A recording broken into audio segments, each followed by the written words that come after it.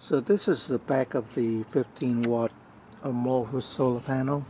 They're held together with these screws, and then there's like a little cap over it to protect the screws.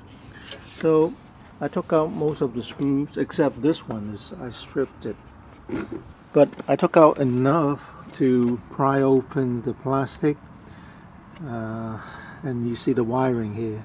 This looks like the diode that could be causing the problem.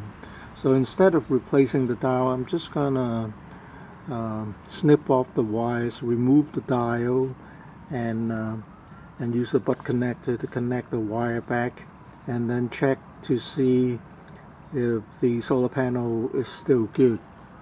You can always add the wires, the diode, somewhere along the wire here, or at the end, or wherever you want to add the diode. I'm going to tuck the wires back in and close up the plastic case and do a check.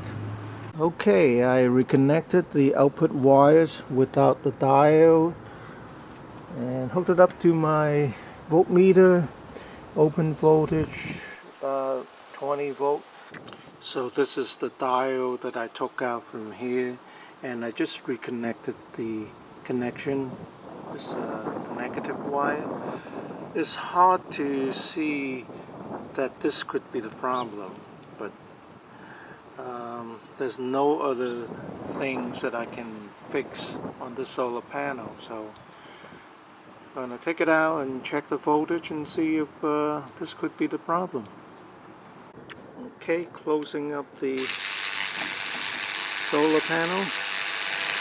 So they're just screwed down, and I probably have to seal the seam somehow because water's going to get in from there.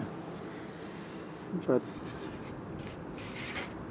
at least you don't have to break the plastic apart to get at the wiring.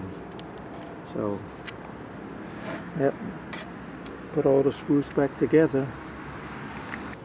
So I'll wait for some really hot days to see if this is working the way it should. Okay, thanks for watching.